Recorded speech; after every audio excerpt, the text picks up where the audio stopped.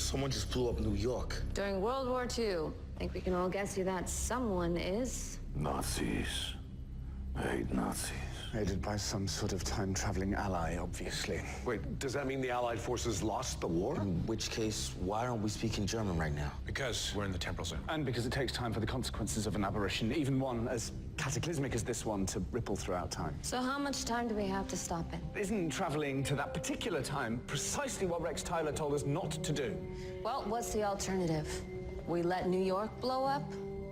It's not like there are time masters left to stop it. Ms. Lance is right. We are history's last line of defense. I like the sound of that. I'd rather die than speak German. Best case scenario. Let's assume that Mr. Tyler is wrong and we all end up not dying in 1942. What if, in endeavoring to save New York, we make things worse? What could be worse than a genocidal, fascist, nuclear-armed superpower? Relax, Captain. We got this. Gideon, I need you to pull up everything you can on the target in 1942. I assume that by target you mean Damien Dark. You are finally getting the hang of this whole revenge thing. All right, so we know that he was alive during 1942, so we just need to know where he is. According to a 1942 FBI file, the target was spotted here. Hope I'm not interrupting. No, I'm just reading up on 1942. Been spending a lot of time down here lately. Alone. Am I not allowed in the library? You just never struck me as a bookworm.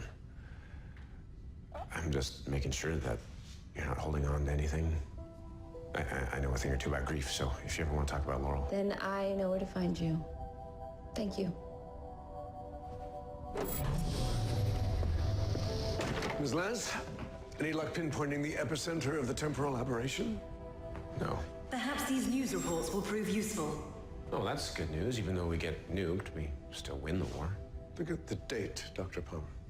In this version of history, World War II lasts 2 more years. It claims 12 million more lives. Including Albert Einstein. Actually, Einstein went missing just prior to the attack on New York. Wait. Perhaps these two events aren't merely coincidental. Think about it. A Nobel Prize-winning physicist goes missing. And miraculously, the Germans get the bomb 3 years ahead of us. They must have kidnapped Einstein, forced him to build them an A-bomb, which means the only way for us to fix the aberration is for us to kidnap him first. Yes. Gideon, please chart a course for New York City, 1942. Oh my God. I can't believe I'm going to meet Albert Einstein. I can't believe you're making me stay on the ship.